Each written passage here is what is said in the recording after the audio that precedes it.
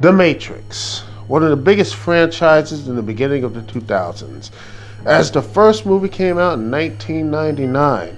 It was a great action film with great scenes and a lot of memorable moments. Then a couple years later, to hype up for the sequels that were coming out, some short films started to come out on the Matrix website, with the biggest one, Final Flight of the Osiris, coming out before the movie Dreamcatcher. And in that story, the ship Osiris has to make an emergency drop in the Matrix as they catch wind of what the machines were planning to do as they were drilling down to find the last city on Earth, Zion. And that is where this game, Enter the Matrix, comes to play. As this was the precursor into the Matrix Reloaded, but also a bit of a side story as well. And honestly, with all the production and everything else and the hype, don't forget the hype that came into this game, well, it's been many years later, and I already played and beaten this game when it came out, and already did it many times afterwards. In fact, I still have the PS2 version of it, but my PS2 died, so I got an OG Xbox version instead. So, here's a question for you. Does this thing still holds up? Well, this is all the new Matrix stuff coming out. I thought it was a good time to look back at some of the Matrix games, the console versions at least. So, sit back, get jacked in as we get back into the Matrix. Let's go together, people. Cue the theme song.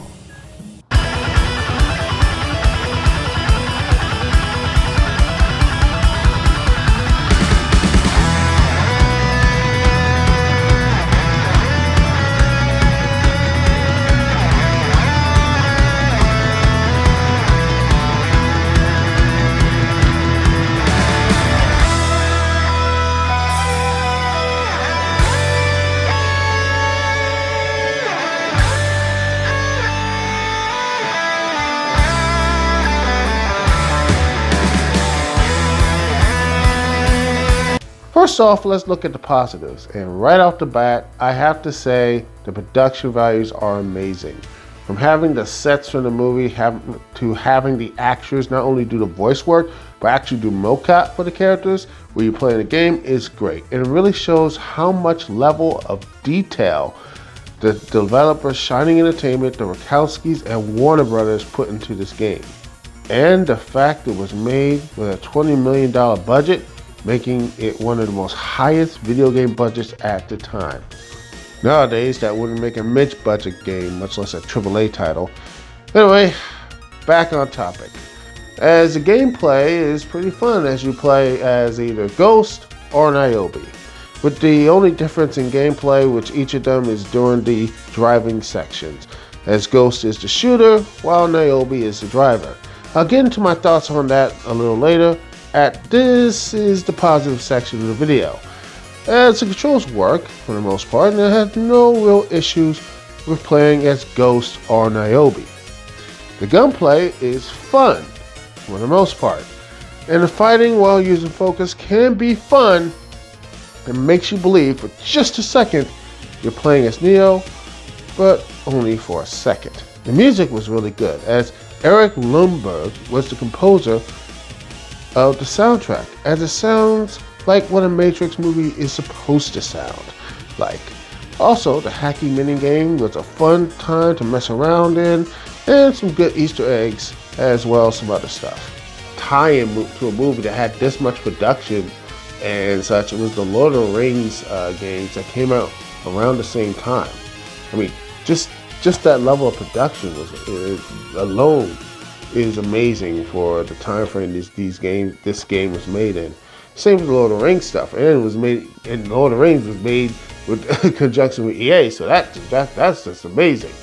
But we're not talking about those Lord of the Rings games, maybe one day. But we're stuck here in the Matrix, and well, there's some unfortunate, well, issues, negative issues with this game.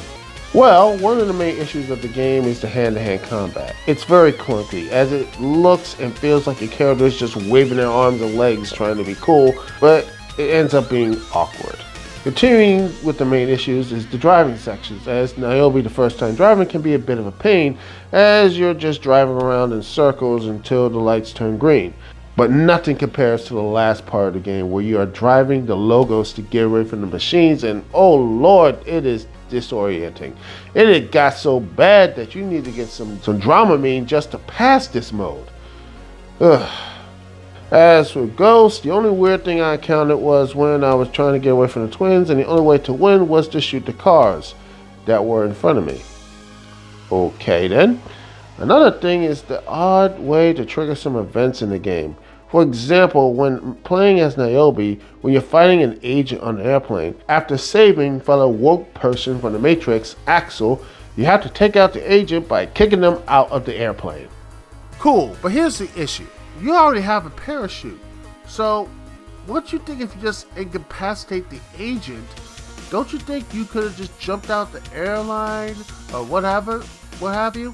No, you have to kick the agent out of the plane and then go back and press a button so it turns to a cutscene where you already jumped from the plane. What? That makes no sense. Anyway, the game's story is a side story of what happens during the Matrix Reloaded, and for better and for worse. And the worst is when you have to go to the Merovingian's house to save the Keymaker from the werewolves. No joking, as there are programs that don't fit in with the current version of the Matrix.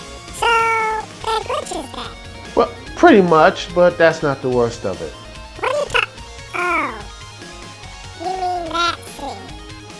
Oh yeah, let's talk about that scene, shall we? This scene, if you didn't watch The Matrix Reloaded, gives you a preview on how bad the dialogue will get and will remind you of that Macbeth quote, "A tale told by an idiot."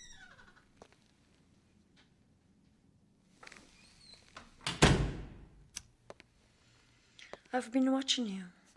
You're looking for your friend, but you will never find them. Then you're gonna help me. I can have this room full of my husband's men in a heartbeat if I wanted to. But that wouldn't serve either of us, would it? What do you want? A long time ago, I did not even know what that question meant. Now it is all I ever think about. I see that you care for your friend a great deal. If they were to die, you would feel such terrible pain. To be honest, I do enjoy the taste of tears. Boring! Also, you get to kiss Persephone, both characters, because he's a succubus that wants to taste human emotions. That's what I get anyway. And, well, with Niobe, this is pretty much fan service. High-minded art indeed. And that's the problem with this and the movies. And the last two movies in the trilogy is that they try so hard to be deep and have powerful questions and powerful answers with great action, but they failed so badly.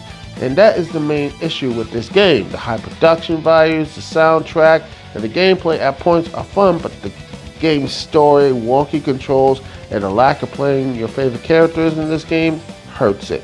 As I give Enter the Matrix a 6 out of 10. Well, you might think the story ends here and rabbit hole can't get any deeper. Well, then you'll be wrong, as there is a new challenger in our midst, and we must go on this path, the path of Neo.